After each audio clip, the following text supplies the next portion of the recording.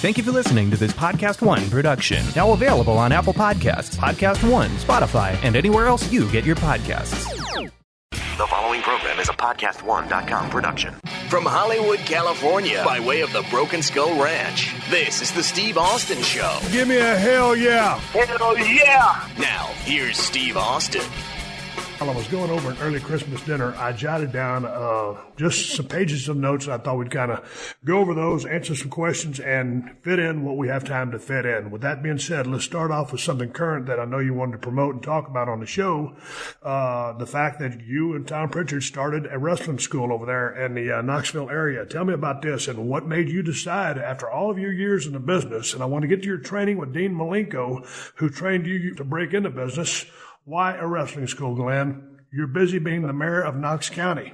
Tom Pritchard is one of the top trainers in the entire world. I mean, he's just awesome. And it's one of those things where people would always come up to me and, how do I get into the wrestling business? Well, eventually you're going to have to go, if you want to get WWE, you're going to have to go to the Performance Center. You have to go to Orlando.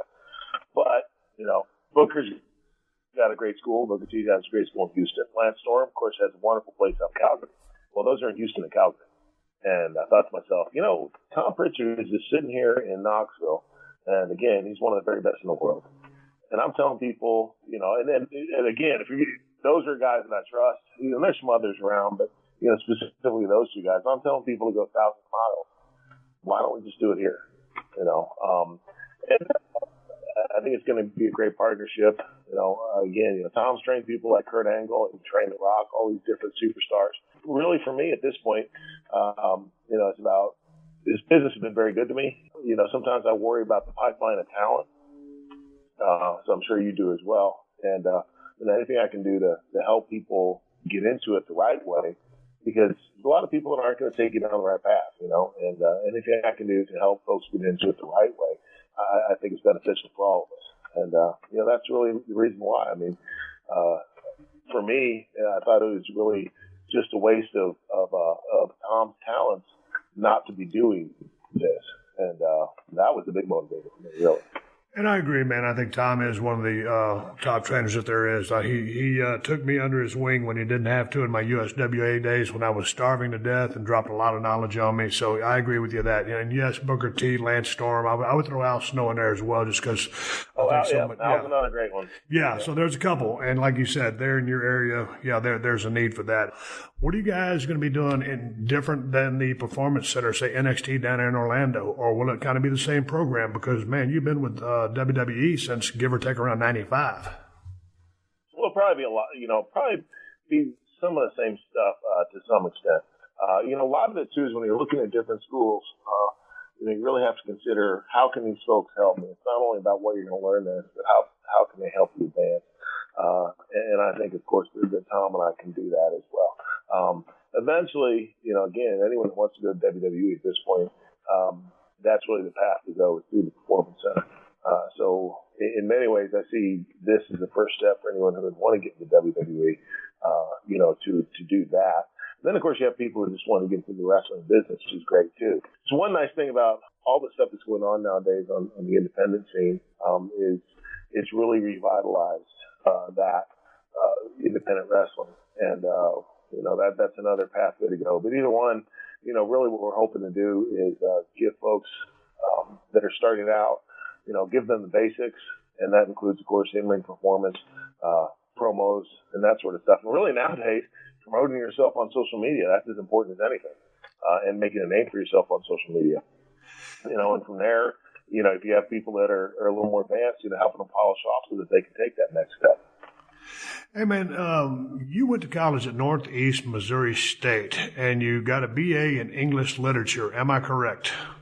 Yes, sir. What were you planning on doing with that degree? Because you jumped right into business of pro wrestling. And I applaud you for getting a college degree. I was thinking about teaching. And what happened with me, I'd always been a fan of wrestling, ever since I was a little kid. Sort of fell off in high school. We lived out in the country. We didn't have cable TV. It's one of those things, if the wind was blowing right on a Saturday night, I could watch All-Star Wrestling out of Kansas City, catch people like Bulldog Bob Brown and Ray Candy, and every once in a while Harley Race.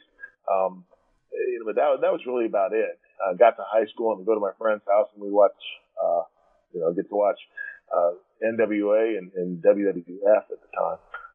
But I wanted to play basketball. I went to college on a basketball scholarship, and I did lift weights in high school. So I was a skinny kid when I graduated. Started lifting weights between my senior year of high school, my first year of college, and I put on 30 pounds, I think, over the summer. And I just kept on putting on weight. So by the time I was a senior in college, I run up and down the basketball court. I weighed 290 pounds. Jesus. And the football coach comes to me like, what are you doing? What are you doing, man? You need to play for me. And it's a Division II school. It's a small school. I still had some eligibility left that I could play football. And, so I started playing football, man. I was not to toot my own horn, but I was a great football player. So I had all those years of playing basketball. So I had the athleticism. I had the strength and the size and everything. I'm getting looks from NFL teams. I thought I was going to play in the NFL, and then I blew my knee out. First practice of game week. That pretty much ended my football career. And I was thinking, well, what else could I do? I'd always been a fan of wrestling. And Hogan was super hot, and I thought that I'd give that a try. And, I thought I could be good at it. And that's how I got into the world of professional wrestling. Dude, what is your shoot height and weight? I'm 6'8", and I weigh, right now I weigh about 290, 295. The heaviest I've ever been is about 320. You've always pretty much maintained your physique the entire time I've known you. I mean, and I've never really crossed paths with you in the gym because we traveled in different circles, and I was kind of running with the drinking crowd. I trained here and there, but you were obviously a little bit more serious about it than I was. What does your training consist of? I know how football players train, but once you got into the business, was it basic bodybuilding style training? Because you've always had that impressive physique that, as we'll go through a couple of gimmicks, but that really, made you the perfect person to be the monster Kane. Well, I appreciate that. Thanks. But I actually always, until my body revolted, I always followed I always did football training, man. My strength coach in college was a world-class powerlifter. He was actually, I believe, the first guy to break Bill Kazmaier's overall total in the bench press, squat, and deadlift at 2,400 pounds. So he was a monster. And we just concentrated always. It was squat, deadlift, and bench, and my motto was go heavy or go home. And I did that for years and years and years and years and years. And then, like I said, my body just started saying, I can't do that anymore. So I backed off the heavy stuff. I still lift weights. I do a lot more cardio now. But yeah, for years, man, that's, if I figured out I was going to go to the gym, I just lifted as heavy weights as I possibly could. Who was the guy that you just, you didn't drop his name, but that beat the 2,400 pound total? It was the guy's named John Ware. Okay, yeah, I'm aware. No pun intended of that guy. Yeah, that was my strength coach, my position coach in college. Give me three basic numbers. What you would probably total your best lift: squat, bench, and deadlift. I was never a great squatter or deadlifter. I was okay. I could squat probably about 600, deadlift about 550. I was a good bencher. My best bench was 525. That was straight, like no bench press suit or anything like that. That was just a raw bench. Dude, those are great numbers. Yeah. Especially, the thing about it is being so tall, it's not like I have a power lifter body or anything like that, So yeah, but again, that was just the result. I mean, that's what we did, all the time. That's how we trained. So you've got this college degree. All of a sudden, you've been watching wrestling your entire life. How in the world did you hook up with Dean Malenko to train you in the business of pro wrestling? Because Dean Malenko is, first of all, I consider him, an awesome talent, true scientific wrestler, great technician, and you're a big guy, more of a brawler. You're not really going to wrestle people on the mat. So how'd you hook up with Dean Malenko, and how did this go? Because there's a big difference stylistically here. Sure. Well, I was working independence around St. Louis, Missouri, and just picking up what I could here or there. And I felt like if I was going to get serious about it, I had to be trained properly. And Dean's father was the great Boris Malenko. Larry Simon is his real name. Gave him a call. He had the Great Malenko's Wrestling Academy in Tampa, Florida. And I ended up relocating from St. Louis to Tampa. Just like all of us, held whatever job that I could, bouncing at bars or, whatever. So I could go to wrestling school. And it wasn't just Dean that was there. It was also Joe Malenko, Dean's brother, who's just tremendous. He worked with Carl Gotch and lived with Gotch for a while. So, Jody was a tremendous shooter and submission wrestler. And that was the nice thing about going there is you actually got trained in both styles. And my first real gig in professional wrestling was working for Fujiwara Gumi in Japan in submission style wrestling. I would go over about once a month, and they had their matches were like I guess the old UWF from Japan, I think, where you had guys like Fujiwara, and it was a different style. But this was straight submission wrestling. That was what I did initially through my training at Malenko's, and then I was actually ended up going to Puerto Rico for 9 months, working for Carlos, and then came to Smoky Mountain Wrestling with Cornette. And at the time, Smoky Mountain was really a door into WWF. They had Cornette was working with the Heavenly Bodies, and they were doing stuff on WWF TV with the Rock and Roll Express. And I was fortunate enough to, work with Ricky Robert and some of the other great performers with Cornette. Okay, you're working over in Japan. You're doing some very interesting type stuff there. And then with the submission game, and all of a sudden your big ass goes down to Smoky Mountain. And, I love Jim Cornette. He's one of my favorite managers of all time. He's probably got one of the brightest minds in the history of the business. So all of a sudden, this 6'8", 300-pound guy, shows up down there. What? I'm looking at a list of names. Which one of these names did he drop on you? Was this the Mike Unabomber gimmick? Yeah, it was just Unabomber. Just Unabomber. Yeah, you left off the ER because you didn't want to do any gimmick infringement. Exactly. Yeah. Well, that was all Cornette. He just thought it was a cool name. Well, give me your first impressions of Jim, because as much as I love him, he's out there. Creatively, and like I said, I just love the guy to death. But all of a sudden, man, this guy, if he takes you under his wing, some serious learnings could be had there. The thing I remember the most about Jim was the first time I saw his temper, which is legendary at this point. But I'll preface the story a little bit. I'd been in Puerto Rico, and Dutch Mantell had taken me to Puerto Rico. I owe a lot to Dutch throughout my career. Me too. He got me to Puerto Rico. Then he got me a job with Cornette.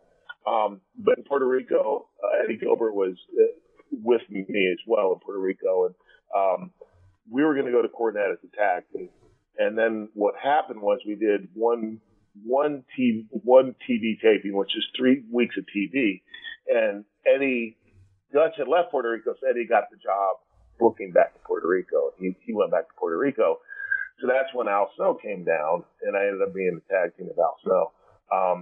But anyway, Al Snow and George South have a TV match. This is Al's debut on Smoky Mountain Wrestling. So they go out, and Jim told them to have a 10-minute match, do out the high spots, and Al was going to beat George with his finish, like a leg lariat off the top rope or something like that.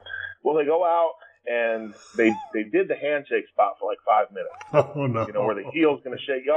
And Cornette's sitting there watching it, and he's like, "That's the thing about Al. He's a great wrestler, but he's not used for TV and having lots of action in match." So they come back, and Jim tells George now, "It's like, well, it's not exactly what I wanted, guys."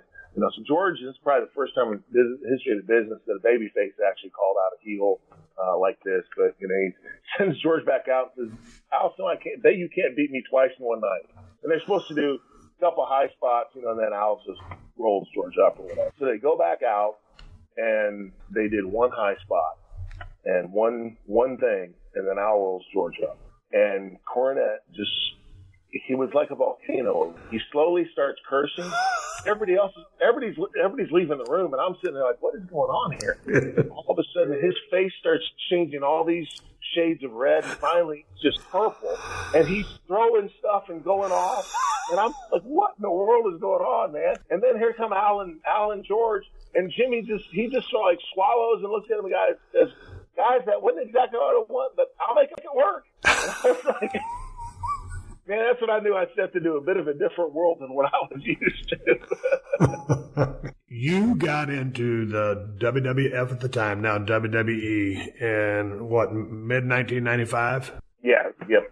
Okay, now August of 1995. Okay, and you also got married in 1995. Yep, about the same time. And you are still currently married to your wife from 1995. Yeah. Okay, now she's known you. You'd been in the business since 92. Y'all get married in 95. All of a sudden, little Smoky Mountain, and boom, you're away to the big show. You're going to New York.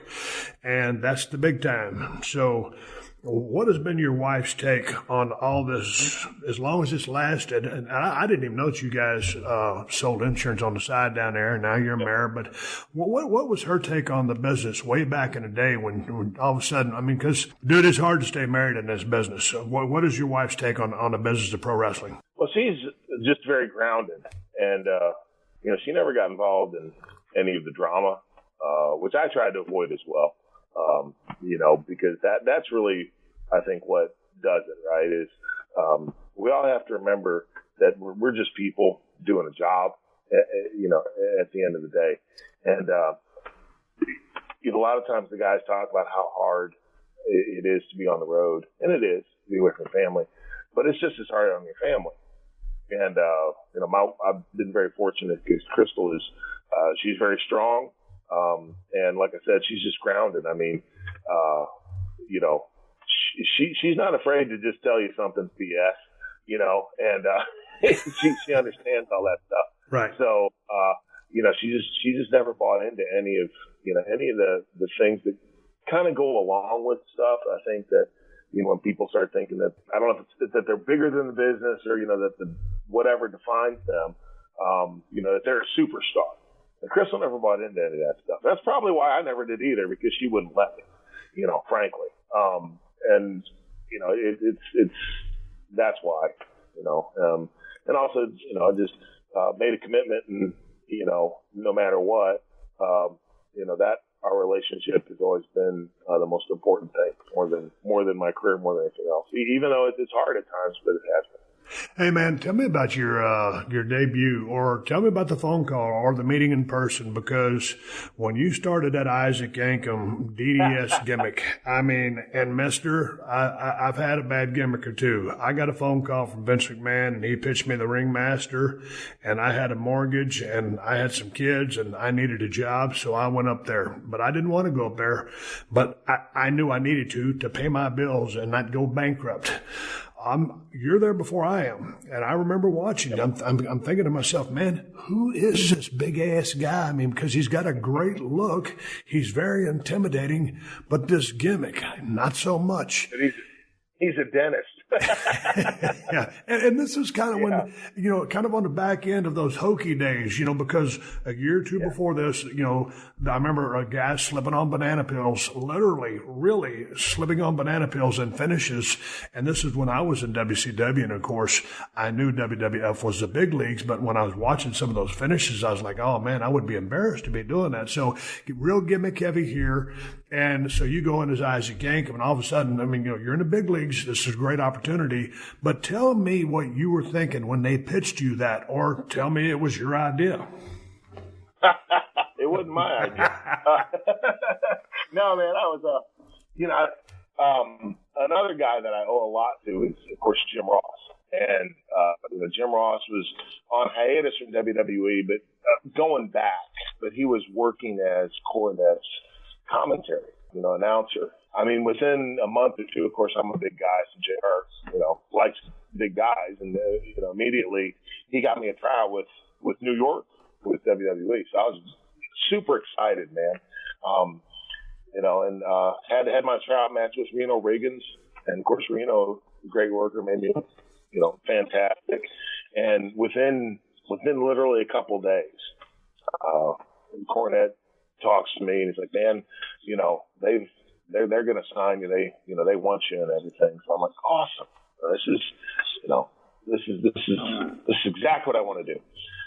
So I get a call, and they want me to come and meet with Vince, and time J.J. Dillon was head of talent relations. So I fly from McGee Tyson Airport in Knoxville, Tennessee, flaps to LaGuardia. And I'm a country boy. I had never been in a limousine before. So I'm thinking to myself, I have made it. I am a WWE superstar. It don't get no better than this. Take me to the office there in Stamford, Connecticut. I'm sitting in the room talking with JJ. Vince walks in. We hear all this stuff about Vince, like he's an evil genius and he's going to get in your mind and, figure out what you're thinking and all these stories that you hear about Vince. So we're sitting there, there's some small talk, of course. Everything's going well. And then Vince asked me, he's like, Glenn, have you ever been afraid to go to the dentist? And I think this is one of these things where he's like, I'm going through like a personality test or something. So, right? So I'm like, well, no, sir. And he's like, I've always had this idea for a wrestling dentist. Isaac Yankum. I yank him. And then he starts doing the Vince laugh, right? And yeah, exactly. And I'm looking at it, man, this individual in this business that I am trying to, like you said, to break into the big leagues. And I'm sitting at him and I just have, I guess, a blank face. I'm not trying not to react. And then he looks at me like, think you'll be great for it. And then he walks out. And I'm sitting there, man, and I went from like on top of the world to feeling like the world had just fallen on top of me. Because I'm like, a wrestling dentist? And then how am I going to pull this off? And I get home, man, I talked to Cornette. I'm like, man, I just don't know about this whole dentist thing. He's like, oh, it'll be fine. That's just his first thought. They'll come up with something cool. About 2 months later, I talked with Cornette, and by this time he's working with creative in WWE. He's like, here, the good news is you're going to be coming up real soon. The bad news is it's the dentist. And I'm just like, oh, man. But I'm just like you, it's what was I going to do? I mean, if I wanted to advance my career, basically I had to take the shot, and it just got worse. I mean, I had to put paint on my teeth to make my teeth look decayed. And everybody else had this cool music. I got a dentist drill. And I'm just like, golly, man. And frankly, I wasn't ready to do it. Here I am watching guys on TV like The Undertaker. Now I'm in the ring with them, and business was a little different back then too, Undertaker's one of the few guys that would, that sort of took me under his wing and helped me along. A lot of the other guys, it was all about them. It wasn't the best of experiences, let me put it that way. And now they've made an action figure of it. I can't even forget about it. Well, it's interesting that Undertaker would take you under his wing back then, and because that was foreshadowing a year or two, you were about to become his brother. But before we get to the Undertaker, I know you got a chance to work several times with Bret the Hitman Hart. What were your thoughts on working with him and him as a person? Because he did a lot for my career. How did you find him in the ring? Well, the thing about the Isaac Yankum character was, despite the fact that I never considered it a success, it was a success and it got my foot in the door. And, and showed Vince I had a work ethic. I wanted to do this. It just wasn't the character for me. The gimmick just wasn't something that I felt comfortable doing. But I had the opportunity of working with people like Bret Hart, legitimately one of the best of all time. Yeah. In fact, my first match was at SummerSlam, and it was against Bret. We were the semi-main event at SummerSlam, and it doesn't get any bigger than that, frankly. That was a huge deal. And Bret's always been good to me. Luckily, I think later I had much more success with the Kane character. I think looking back on that now, I mean, gosh, the thing is that I wish I'd been doing Kane when Bret Hart was still WWE. I think we'd have had some killer matches and done some really great things. But yeah, he was always great to me, and working with him was a tremendous learning experience. That's for sure. I would say the same thing. He's such a great storyteller. Before you cashed in or finished that gimmick, did you not go to Kuwait and South Africa? Yeah. Those two tours. Yeah. And were you there as Isaac Yankum? Yes.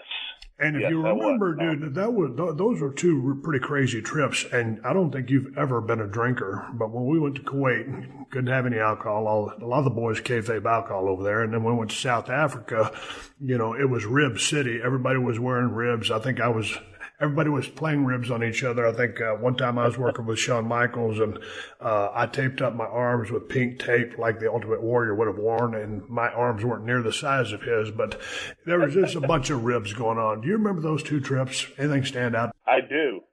I do. And did we go to Kuwait more than once? I can only remember being there one time. Yeah, man, I can't remember. I remember, like, in Kuwait, the royal family, I guess, had set up, and we're staying in this hotel on the beach, and the royal family had actually set up, like, weights out on the beach or something like that for us to work out with. And then, of course, you had, the matches. I remember you did a splash off the top rope, but you jumped off the top rope, landed on your feet, and did a bunny hop into like the least impactful splash of all time. And that's so the matches went. And then remember the big test of strength with Taker? Yeah. Yeah. They had everybody's in the ring with Taker, and everybody joins hands. It's like a battle royal or something like that. Yeah. It was like an 8-man test of strength, and you had to break the chain to jump in. And it was the most ridiculous thing in the history of the business. It was awful. And I don't remember really going back, because I believe that was one of the times we were trying to kill the territory. I say so. That in jest. And then I remember South Africa, man, that we got to stay at that Sun City Resort, and that was pretty awesome, actually. I remember going to the water park there, and also this golf course. And it was me and Justin Aldo Montoya. Yeah, Aldo Montoya. Remember, he and I are out playing golf, and I don't play golf. It was awful. But anyway, we're out playing golf, and you hit it into the bunker, except the bunker was like this pit filled with literally alligators. And that was everywhere throughout the course. I'll never forget, we were on a safari in South Africa. I think everybody went, or if you signed up for it, you went. So anyway, I signed up for it, and we're out there, and we're driving around. We're seeing all these cool animals, and then we stop at a water hole. And, I'm Mr. South Texas hunter. I know everything there is. So I'm out there walking around the water hole, checking everything out. And the guy comes up to me, and he goes, you might not want to be right there by the water hole. And so, me knowing everything, said, dude, what's up? Why? He goes, well, it's feeding time. And a lot of times when these animals come to get a drink at the water hole, the lions or the alligators or the crocodiles will jump on them. And I was like, that's a good reason to get away from the water hole. Hey, man, I want to shift your attention to the curtain call in Madison Square Garden. Were you on that card? I was not, actually. This was before kayfabe had really been broken on a scale like that. Sure, there had been the exposés and all the other stuff, but no one had ever, hugged each other inside the squared circle, much less a cage. And Kevin Nash, Scott Hall, those guys were going down south. Shawn Michaels and Triple H would stay. And in 1996, you became the fake Diesel. And then Rick Bogner became the fake Razor. So when they pull you into the room, and Big Ted has written this guaranteed, and that was an interesting dynamic that those guys had went down south, because that was the first time, in theory, Mark Merrow might have been first. There was actually guaranteed money, big guaranteed money in the business of pro wrestling. So all of a sudden, you've been Isaac Yankem. That's not a great gimmick, but you do have your foot in the door. You're in a good place. And all of a sudden, they want you to be the fake Diesel. And I'll say, dude, you pulled it off as well as could be done. It was awesome, actually. But you were the fake Diesel. How did you feel about that? Ironically, I think Jerry Briscoe told me while we were in either South Africa or Kuwait, and I can't remember which one it was. Anyway, he said that Vince wanted to talk to me when I got home. He came home from overseas, and Vince explained to me what they want to do. And I'm going to be the fake Diesel. Now, the concept of the storyline was excellent, actually, because what had happened was, JR was turned heel, and he was going to prove that he was actually the creative mind behind WWF success, and he could replicate it with anybody. And it was going to be me and the fake Razor. The problem is JR is not really a heel character. People like him, and that didn't work very well. And, the whole thing was another thing was, a lot of times I think when we're looking at storylines, and the concept is great, but it just doesn't work in reality, because so much of what we do is based on, does the audience accept that?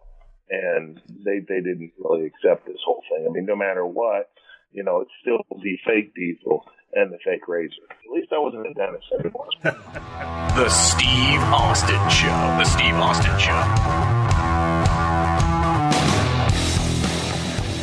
You own or rent your home? Sure you do. And I bet it can be hard work. You know what's easy? Bundling policies with Geico. Geico makes it easy to bundle your homeowners or renters insurance along with your auto policy. It's a good thing, too, because you already have so much to do around your home. Go to geico.com, get a quote, and see how much you could save. It's Geico easy. Visit geico.com today. That's geico.com. This is the Steve Austin Show. Heading into give or take 97, 98, all of a sudden you are bestowed upon the gimmick of Kane. So what was that conversation like? Who came up with the idea of Kane creatively? Yeah, I'm not sure exactly who it was because so much of everything that we do is a collaborative effort, right? The story, as I understand it, is this. This is right after the Kuwait trip that Big Van Vader was arrested. He was detained in Kuwait.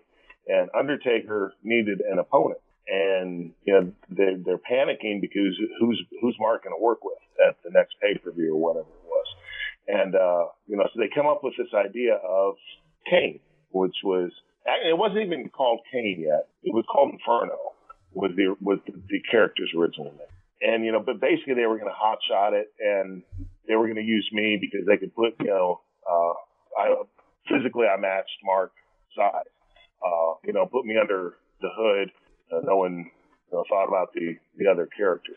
But then Vince really liked the idea. The story's great, right? You have these two brothers that are almost mythical creatures. The other one tries to kill him in the fire, and all this backstory they had going into that, right? And then that's where they came up with the character Kane. I think Bruce Pritchard always loved the name Kane. In fact, he has a son named Kane. But Bruce and I were talking, and I pitched that too. I was like, Inferno sounds like a cartoon name. Yeah. Kane, Cain and Abel and all that stuff. And then when Taker was first debuted at Survivor Series in '91, I think, he was Kane the Undertaker. And he was Kane the Undertaker for like 2 weeks, and then they dropped the Kane part and just made him the Undertaker. Right. But then you have the backstory was Taker's original name, was that an homage to his brother and all this stuff, and of course I'm thrilled because I'm going to get to work with Undertaker. Oh yeah, man, you're stepping in one of the best spots ever. And here's the thing, going back to what you were saying, it's not getting better than that, right? I consider the Undertaker to probably be the greatest character ever created in the history of the wrestling business. I love Ric Flair, the Hulk Hogan's, the Macho Man's, Stone Cold or whatever, and Kane as well. But the Undertaker, one of the heaviest duty gimmicks of all time, and there's probably no one better than Mark to pull it off. How is he on signing off on this? And it's different. It's for guys of your size, Mark's size, because, hey man, on one hand, it's great. You're probably not going to take as many bumps as everybody else. But on the other hand, man, you've got to have a dancing partner that can match your physicality to really draw money. And so I'm sure that, for the Undertaker, finally I get a chance to work with a guy my size so we can have 50-50 matches and he doesn't have to sell up right all the time. And he'll sell for anybody, but you got to stay on top of Undertaker's ass.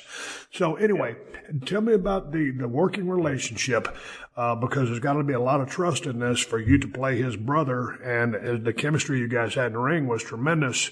But how did that relationship? I know he'd already taken you under his wing, but then all of a sudden you guys have got to become pretty close because you're dancing together damn near every night of the week and drawing big money. Yep. Well, again, going back to what Dutch Mantell told me, at the time I was working for Lawler in USWA. I was still on a contract with WWF, but they weren't doing anything with me, and so they farmed me out to Lawler. And I'm talking with Dutch about it, and Dutch is like, well, if it's going to be successful because Mark is going to make it successful, right? And that's exactly what happened. I mean, he'd always been a huge advocate of mine. In fact, my first match with Undertaker was actually in Smoky Mountain Wrestling. He and Shawn Michaels came down and did a show, I think it was called Super Brawl, for Cornette. And as you say, he saw a big guy that, I think that he felt that he could draw money with. The thing about being a big guy in our business is, again, you don't have to take as many bumps and all that, but anything that you do has to look extremely believable because everything is exaggerated when you're bigger. I mean, people just expect that, right? So that's sort of the drawback of it. And yes, you have to know how to be vulnerable. You have to know how to sell in the right way or to register in the right way and all those things. But I was very fortunate because Mark was all about the whole thing, and just tremendously helpful. In fact, it was one of those things where as it got to rolling, you'd have egos that play every once in a while, right? And someone would maybe not want to do something that they needed to do. And basically I would tell them, look, you can either do this or we can talk to Taker about it. And inevitably they did what they were, they did what I was asking them to do. It was also, Mark understood too, that success in this business, when you're in the ring, it is like a dance. I mean, it takes two people, to succeed. And, he was always all about it. And, as much as anything, the plate or the table was set for me, dude. I'm going to go in there with the Undertaker. Paul Bearer had been talking about Kane for months before Kane ever came out. All this stuff that was just set up that Kane was going to be successful. I mean, and I was just fortunate enough to be, the guy that was in that position. And then to go out there with, Taker, first match in Hell in a Cell, Undertaker versus Shawn Michaels, which had never happened before. I'm involved with that. It was just one of those things, man. I couldn't have written a better story than that. I know you'd already been working the submission stuff. You've been going over to Japan. So obviously, like you were just saying, as far as selling, registering, there's different levels. But then all of a sudden, when you turn into Kane and you're working with the Undertaker, did he pull you aside? Because even though you were a big guy then, you weren't really a big guy with stroke. Now you're working with a made guy who's the Undertaker, and there's been probably no one that's been more professional or cool than that guy, and a respected guy in the locker room because of his cool and calmness and just the way he thinks about the business, his whole approach. Did he just say, "Okay, dude, you've been doing great, but now you're my brother. You're working with me." There's that rub there, which you've got to hold up your end of that, or what you're going to be doing with Mark is not going to matter. Did he have that conversation to you as far as selling and how to conduct business with smaller guys? We'd already had that conversation about 2 years ago when I was Isaac Jacob, and that's a lot of the reason that when I got the fake Diesel character, it was a lot more successful because I realized what I had to do. And it was, because Mark had already had a conversation. But yes, after, the Kane deal, it wasn't like he, ever sat down and said it, but, I understood. And a lot of times, again, I'd mess something up and feel bad about it. The reason I felt bad about it is that I let him down, and he had invested so much into the character. I mean, my first night, I dropped him. I mean, I tombstone pile drive the Undertaker, and that never happens. That made me right off the bat, and anything that I would do to mess that up hurt him because he had done that for me. But I would go to him every once in a while and say, "Hey, so-and-so wants to do this." And it was just counseling that, well, he'd tell me, like, do whatever you want to do, but I wouldn't do that if I was in your spot. Right. Yeah. So, that was awesome for me. But yeah, and then Shawn, I remember, right before we did the deal at, Royal Rumble, I guess, 98, Taker and Shawn had a casket match, and we had actually teased unification of Kane and The Undertaker right before that, leading into that casket match. As you had morphed into Kane and started doing business at a high level, how did your working relationship with Vince McMahon change? Because obviously, I always tell people this, and from your first meeting in there, you go in there, you meet the guy, you've heard all the stories. He's a third-generation promoter. He's an evil genius. He can take someone with some problems, spin them around, and they think they've got all the problems solved, and walk out and think, "Hey, man, I didn't really get a chance to settle what I wanted to settle." He's just a master of psychology. And so I learned from my ringmaster days to when I turned into Stone Cold, and then as I started getting hot, my relationship with the man became much closer, even not only on a professional level, but a personal level. And I've always told people I've learned more from working from Vince McMahon than I did in 5 years of college. So how did your relationship grow with Vince? Because he can be a very intimidating figure. Well, I feel the same way that you just said. It's the same for me. A lot of what I've done, even outside of WWE and outside of wrestling, and some success that I've had in other areas is because things that I've learned from him just by, watching how he does things and approaches business. The thing about Vince is you really have to be at that level, okay? And you have to act like you were at that level with him, and to get him, I think he always values people's input, but you have to be confident, I guess. And like with the Isaac Gangam character, I wasn't, I was still, but I've learned with Vince, the more that I'm confident about what I'm talking about, or that I want to feel strongly about something, the more he respects my opinion. That's a good spot to be in. He does listen to his talent. A lot of times, like you said, what happens is you walk in and, you think you accomplished something, you walk out, and you're like, well, I just came out and I'm doing the same thing I didn't want to do when I went in, Yeah, I mean, he's the master of doing that. But, a lot of times I have been able to, be like, hey, this is why this is not a good idea, or this is why this is a good idea. And he does end up listening to you, because he trusts you, and especially the longer you've been there. He realizes, especially the guy like me, he realizes I'm not in there just, just for me. I'm in there because I maybe have a different perspective than what he does, but it's still the best interest of his company.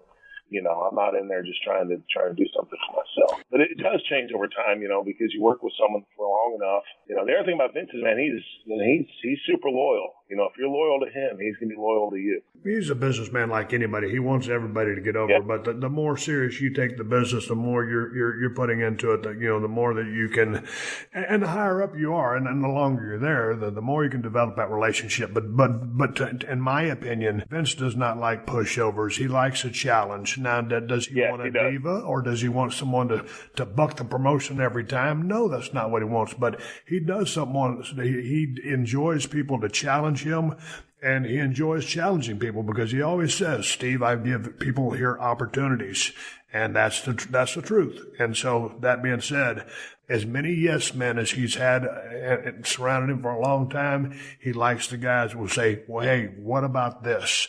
And the higher level of the business is, the more serious it is. And that's serious money, and that's just business. I want to take you to a time, this is just give or take some time, you were running real hot as Kane, and you still had that mystique. I don't think the mask could come off. Oh, well, before I get to this, let me ask you, what was it like coming from the other gimmicks, going into the Kane gimmick with the mask, and that red and black outfit was total intimidation? How did that change how you felt when you worked the crowd or performed? Because, man, this was just, to me, it was on the same, well, let's go back to when Undertaker debuted at Survivor Series, whatever year it was. When it showed the crowd, that camera panned the crowd, there were kids that were literally scared to death. I think he dropped Snooker right on his head, pile driving him. It was a complete work. Snooker was okay, but that gimmick scared people. And Taker pulled it off like a charm. So all of a sudden, you've had these other gimmicks. Now you have this power persona, this burnt guy, Undertaker's brother. How did that make you feel? Did it change your energy when you went out there? I mean, absolutely. Because, not only am I in a great spot, like you said, I have this awesome gimmick now. And people bought into it. I mean, from the very beginning. And, it wasn't one of those things where you have even this baby face or heel thing. It was just cool. Right. And, it was awesome. And it did change my energy, and it changed my outlook as a performer, because, you always have that part of you that, kind of has to buy into things to be able to pull it off. Right. Yeah. And I was able to buy into this, man. The Steve Austin Show. The Steve Austin Show. You own or rent your home? Sure you do. And I bet it can be hard work. You know what's easy? Bundling policies with Geico. Geico makes it easy to bundle your homeowners or renters insurance along with your auto policy. It's a good thing, too, because you already have so much to do around your home. Go to geico.com, get a quote, and see how much you could save. It's Geico easy. Visit geico.com today. That's geico.com.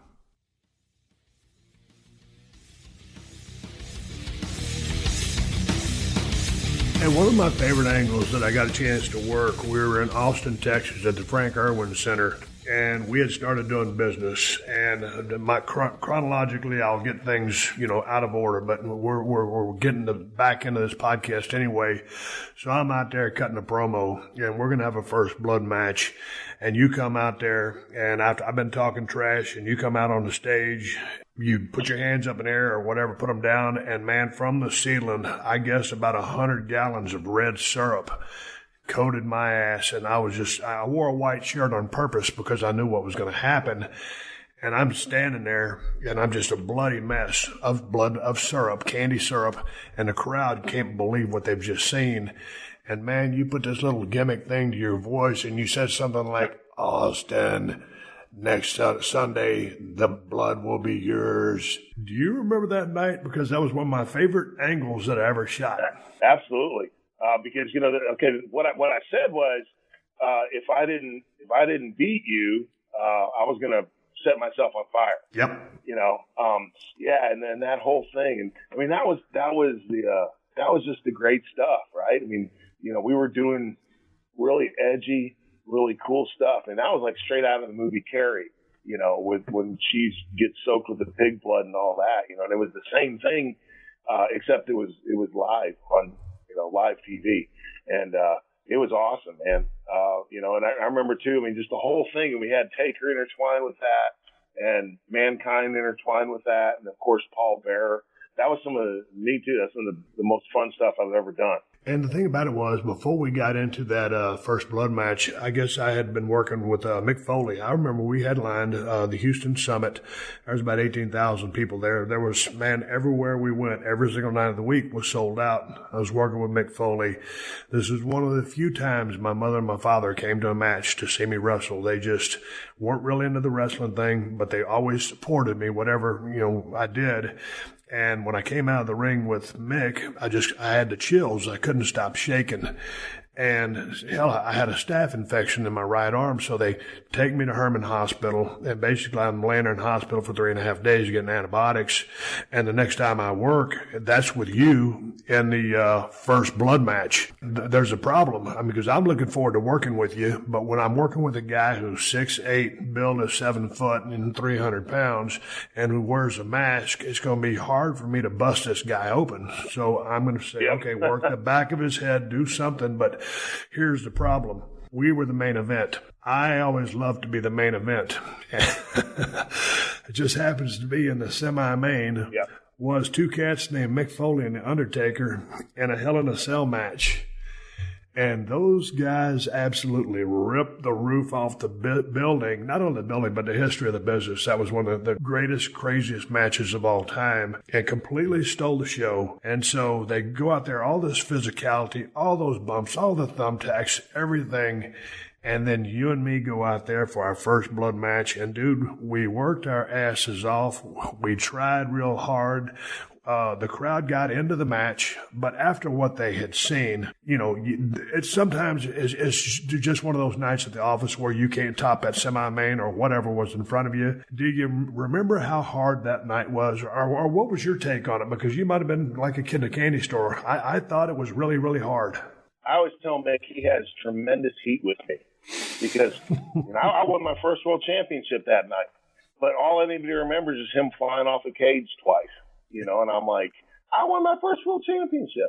I'll never forget, man. I'm standing back at the monitor, and this was before we had the big, huge, nice field position we have now. Basically, you have Vince is sitting there across the table with monitor, and Briscoe, sitting at a monitor calling times. So Mick goes off the cage the first time, and everybody's like, "Good Lord, he's gonna kill himself." And then he goes through the cage, which, of course, that's another story. But anyhow, man, Vince looks at me, okay? I'm still kind of new in the business. I've only been in for a few years. and I'm going to go out and work with you, and you're the hottest thing going. And Mick is supposed to come out at the end of the match. Taker's supposed to come out, and the deal was, Taker swings the chair, Mick, and think misses, hits you or whatever happened.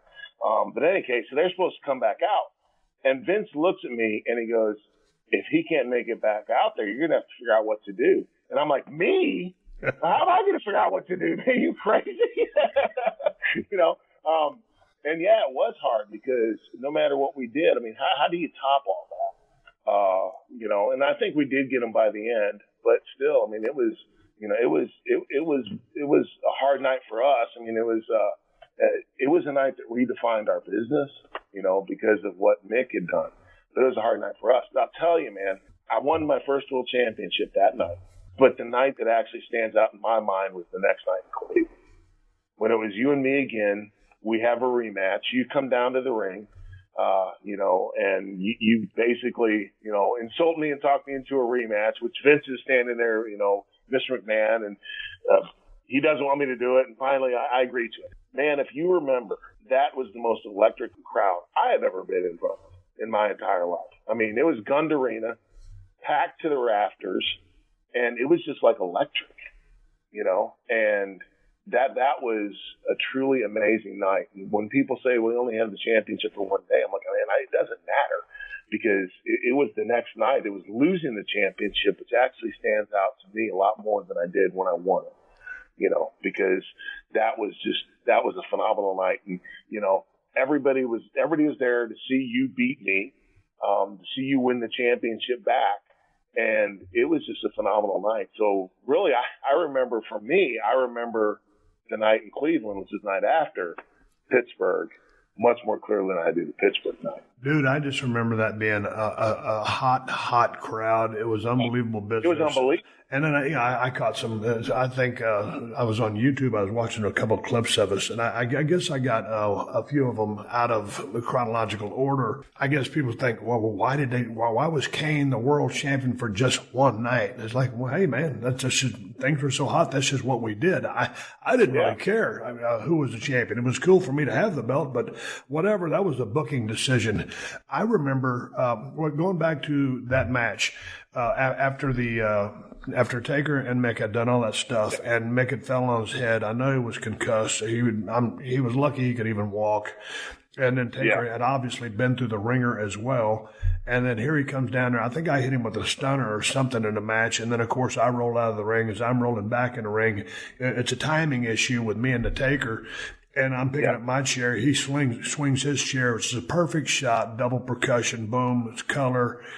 I've got a face full of blood. You go over. So the rematch, I win the belt back. But I'd been watching, someone sent me a clip on my email, and this is from Joe Louis Arena when I drove the Zamboni to the ring. Yeah. Vince was about to present you. What title was that? That was the same storyline? That was the one No, that was a little on further down the line, and it was a match where it was like a triple threat, me, you, and Taker, and it was like in Hamilton.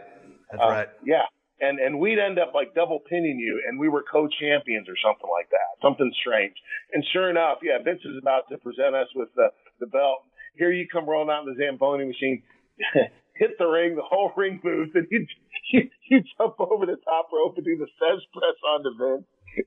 It was just awesome, dude. It was great. My question is, I had to rewatch that, and as I'm rewatching it, because I've forgotten so much of my career, it's been a long time, and I said, hey, wait a minute, there's Kane in the ring. And so, I put it out of order, but so my question, everybody was like, why didn't Kane attack Austin? Why didn't Kane attack Austin? Well, it wasn't in the storyline. But what are you thinking? Because sometimes creatively, they have a way to make you disappear. And I've disappeared plenty of times myself when the spotlight wasn't on me. You just walk up the ramp and they don't shoot you because you walk out of frame. I think what happened was there were just so many people in the ring. I don't remember why we didn't jump you, frankly. I think it was because there were just so many people in the ring that security grabbed you and pulled you off or something, but I'm not exactly sure why we did. Plus, everybody likes to see Vince get beat up, so that probably he had the greatest reactions in the world. Hey, a couple of questions. We're going to wrap up this podcast. Kane, in your illustrious career, and I know you still wrestle occasionally, but what is the worst injury you've ever suffered? I have been very fortunate. The worst thing I've ever done is broke my hand in the ring. I'd had an injury coming in, hurt my back, a couple times, but nothing that put me out for a long period of time. But and just one of those things, man. I was jumping off the top rope, doing my clothesline off the top. Yep. Devon Dudley was my target, so I was blaming it on Devon, although it wasn't his fault at all. But I still say that he did it. But as I was rolling through, I got my finger stuck in the mat and bent backwards, broke my hand. And that was actually leading into the week before WrestleMania. That was WrestleMania 2000, which was in Anaheim. I broke my hand, got a cast put on it, flew out to Anaheim, did the show in Anaheim, and worked with a broken hand. Then I got to take a couple months off and let that heal. But that was really about the worst thing that's ever happened. And I've been very, very lucky. Do you think the business is harder or easier these days to get in first and just to get over second? And that's always a mixed bag. Probably easier to get in, frankly, because, everything used to be kayfabed and, you would literally go to train and people would beat you up. So it was very hard. It was very protected. It was very difficult to get in. Now that's not so much. But now I think it is harder to get over. Fan base is a lot more sophisticated now.